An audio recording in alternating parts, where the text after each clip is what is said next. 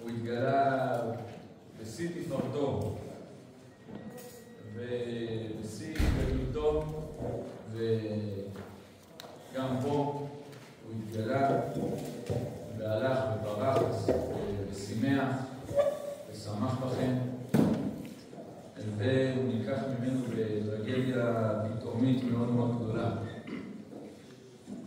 ההלם הזה הוא עדיין מכה בנו. אנחנו עדיין, ואני מרגיש לא לגמרי התעוררנו מההלם הזה ומהמשמעות שלו, מהעוצמה של החור וההיעדר שנפער בנו, ואנחנו ביחד נשתדל, כמו שהרב יותם קצת דיבר בצהריים, להקל את זה ולאבד את זה, כדי שהדברים לא יעבדו לנו עם א', אלא יעבדו לנו עם עין, ונוכל כן, להקל ולאבד את זה בצורה שגם מפנימה את זה נכון, וגם נותנת לחור הזה להפך לבאר, באר שמחיה אותנו. הרב אהרון היה איש רוח גדול, איש אשר ראשו בשמיים, כן, ושלמה מוצב ארצה, ממש גדול, איש אשר ראשו ורובו שקוע בכל חלקי התורה, אבל כל דבר וכל אדם בעולם היה מסקרן אותו.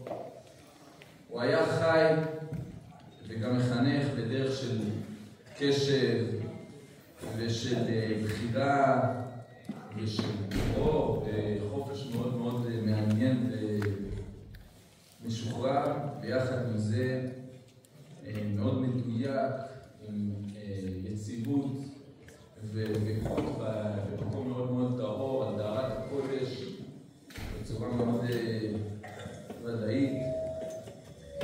כל כולו היה תלמיד וכל כולו היה חידוש. זה אחד הדברים שאני זיהיתי בו וראיתי בו כבר כאברך צעיר. זה היה מפליא וגדול וממלא תשוקה להידבק בדבר הזה, איך הוא תלמיד אמיתי, הכל אצלו יונק מהמקומות שמהם הוא גדל, מרבותיו שגידלו אותו, הוא דבק בהם, שזה ביניהם היה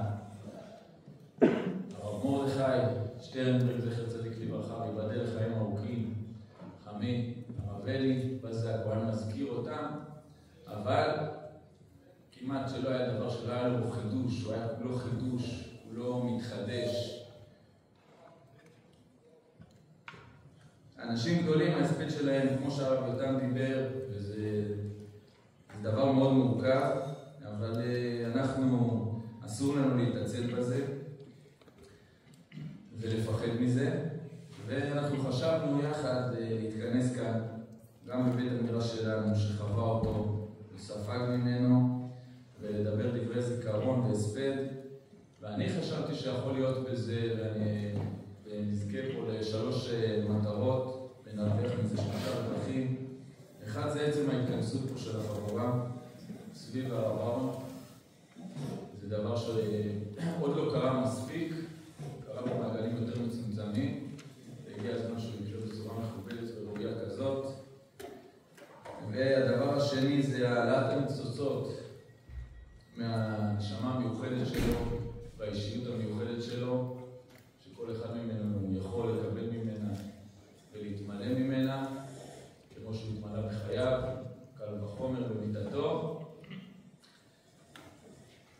ולשם כך אנחנו מודים לחברים ולרב נתי שהגיעו לשתף אותנו ולדבר איתנו.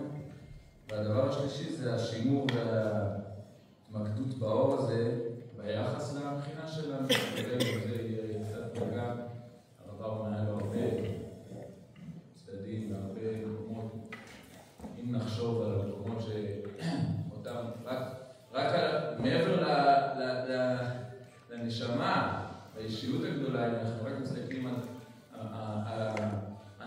שאליהם הוא פנה, זה בכלל, כמו שאמרנו, מאנשים שראשם ברובם עסוק בהלכה או בהגדה או באמונה, עד זה כל כך סטודנטים ויותר מסורתיים, עם כולם היה לו דיבור ולכולם הוא הלביש.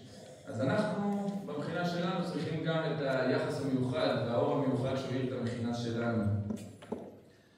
ובאמת הרב אהרון מאוד מאוד אהב את הרוח שהתעוררה פה. הוא מאוד אהב את כל אחד ואחד מכם. והיה לו בצורה טבעית, והיה לו זיהוי מאוד מאוד חד על כל אחד, עין טובה ומדויקת על כל אחד, מהר מאוד. ולכן הוא ראה את הנשמות המיוחדות שפה, ואת הדרך המיוחדת שצומחת פה. הוא מאוד מאוד שמח להיות שותף פה. ואנחנו מבקשים